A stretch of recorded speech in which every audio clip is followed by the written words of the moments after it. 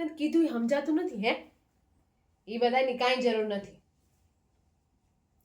સભામાં આવજે હા કે એક ઘરમાં બે અલગ વિચાર ચાલે. એ આમ હાલતી ન થતો બે વિચાર વાર્યો. અને તું ખબરદાર જો ગઈ છો તો એ બધું તો માઈ ગયું રૂપલી. આ મારો હારો ધણી મારા દાગીના વેચવાની પાછળ પડ્યો છે. હું તો સમજાઈને થાકી ગઈ કે આ વર્ષે ઘરેણા વેચીને ટેક્સ ભરી મૂક્યો તો આવતે વર્ષે ટેક્સ ભરવું કાથી? તું એકવાર પાછી વાત તો કરી જો.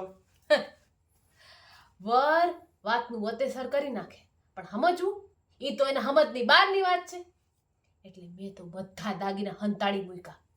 હા, નકર તો હું મારા આવતા વેત જ બધા દાગીના વેચી નાખત. પણ આ સમસ્યાનું નિવારણ તો કાઢવો જ પડે. તારી વાત તો 100% સાચી છે બેન. ત્યાં વલ્લભભાઈ આપણાથી ગુહે છે અને અહીંયા આપણા ધણી. મેં તો કીધું કે આમ મોઢું ચડાવીને બેહવાથી શું થાય?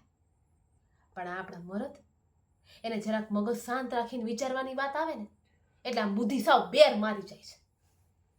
પણ જો આગળ નહીં જ માન્યા તો?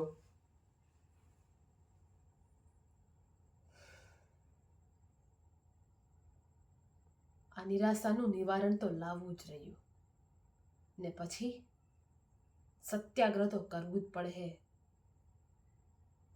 પછી મરદ એમાં ભેગા હાલે કે ન આવે?